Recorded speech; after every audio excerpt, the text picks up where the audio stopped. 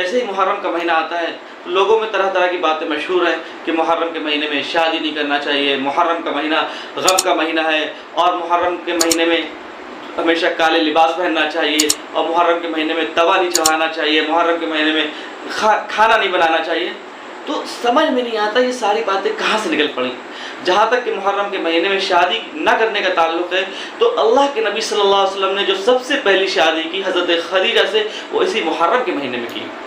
اور رہی بات ماتم کرنے کی، افسوس کرنے کی، تو ماتم وہ کریں جو حیات شہداء کے منکر ہیں، ماتم وہ کریں جو حیات شہداء کے منکر ہیں۔ ہم زندہ و جاوید کا ماتم نہیں کرتے، اور یہ بات میں اور آپ نہیں کہہ رہا ہوں، یہ کوئی شاعر نہیں کہہ رہا ہے، بلکہ اللہ تعالیٰ خود قرآن میں فرماتا ہے کہ وَلَا تَقُولُوا لِمَنْ يُقْتَلُ فِي سَبِيلِ اللَّهِ أَمْوَاتٌ بَلْ أَحْيَاءٌ وَلَكِنْ لَا تَشْعُرُونَ، کہ جو اللہ کے راستے میں شہید کر دیے گئے، اللہ کے راستے میں قتل کر دیے گئے، ان کو تم مردہ نہ کہو، وہ زندہ ہیں، ان کو رزق دیا جاتا ہے، لیکن تم کو پتہ نہیں چلتا، تم محسوس بھی نہیں کرتے۔ جب اللہ تعالیٰ خود فرما رہے ہیں کہ وہ زندہ ہیں اور ان کو رزق دیا جاتا ہے، وہ ہم کو پتہ نہیں چلتا، وہ ایک ابدی دوسری زندگی جی رہے ہیں، پھر ہم ماتم کیوں کریں؟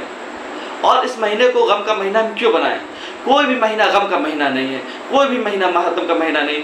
اگر ہم ماتم ہی منانا ہوتا، اگر شہادت ماتم منانے کی چیز ہوتی، اگر شہادت ماتم منانے کی چیز ہوتی، افسوس کرنے کی چیز ہوتی، تو اللہ کے نبی صلی اللہ علیہ وسلم کبھی شہادت کی تمنا نہ کرتے۔ اللہ کے نبی صلی اللہ علیہ وسلم نے تو اتنی زیادہ شہادت کی تمنا کی ہے، اللہ کے نبی صلی اللہ علیہ وسلم نے فرمایا کہ اللہ کے راستے میں شہادت کا تو اتنا بڑا مرتبہ ہے، میرا جی تو چاہتا ہے کہ میری بہت ساری جانیں ہوتی، میں اللہ کے راستے میں قتل کیا جاؤں پھر زندہ کیا جاؤں، میں اللہ کے راستے میں قتل کیا جاؤں پھر زندہ کیا جاؤں، میں اللہ کے راستے میں قتل کیا جاؤں پھر زندہ کیا جاؤں۔ یہ شہادت کا مرتبہ ہے۔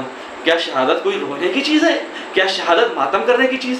افسوس ہے ایسے لوگوں پر، عقل ماری گئی ہے، مت ماری گئی ہے ایسے لوگوں کی جو شہادت کو پہ ماتم کرتے ہیں اور شہادت پہ روتے ہیں۔ شہادت کوئی رونے کی چیز نہیں، ماتم کی چیز نہیں ہے، اور نہ ہی محرم کا مہینہ غم کا مہینہ ہے، اور نہ ہی رونے کا مہینہ ہے۔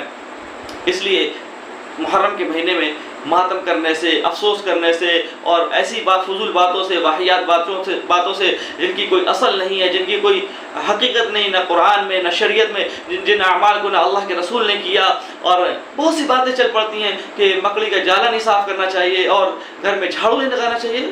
استغفر اللہ، سمجھ میں نہیں آتا یہ باتیں کہاں سے چل پڑتی ہیں۔ اللہ کے نبی صلی اللہ علیہ وسلم نے فرمایا الطہور شطر الایمان، پاکی آدھا ایمان ہے۔ ہم کہہ رہے ہیں کہ صفائی نہیں کرنا چاہیے۔ ارے بھائی، جب صفائی گندگی ہوگی تو صفائی تو کرنی پڑے گی۔ اسی طریقے سے کھانا نہیں بنانا چاہیے، توا نہیں چڑھانا چاہیے۔ ارے بھوک لگی، آدمی کھانا نہیں کھائے گا تو کیا بھوکا رہے گا؟ مکڑی کا جالا لگ گیا، گھر گندا نظر آ رہا ہے، لوگ کہہ رہے ہیں کہ بھائی کیا ہو گیا؟ ارے محرم کا مہینہ، گھر نہیں صاف کرنا چاہیے، مکڑی کا جالا نہیں صاف کرنا چاہیے۔ بھائی کہاں سے یہ باتیں لے آئے؟ ان کا کوئی ثبوت نہیں ہے۔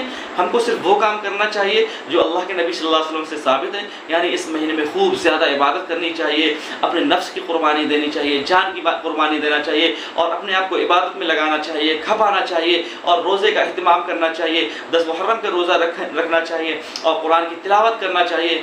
اور جو اللہ کے نبی صلی اللہ علیہ وسلم نے ایک عمل اور بتایا ہے کہ اپنے گھر والوں پر 10 محرم کو وسعت کرنا ہے، تو ہم کو یہ وسعت کرنا چاہیے۔ ہم کو وہ عمل کرنا چاہیے جو اللہ کے نبی صلی اللہ علیہ وسلم سے ثابت ہیں اور قرآن اور حدیث سے ثابت ہیں، اور ان اعمال سے بچنا چاہیے جو قرآن اور حدیث سے ثابت نہیں ہے اور جو لوگوں میں چل پڑی ہیں، رائج ہو گئی، جن کی کوئی اصل اور حقیقت نہیں ہے۔ اللہ تعالی ہمیں سمجھ عطا فرمائے اور دین پر عمل کرنے کی توفیق عطا فرمائے۔ فقط والسلام۔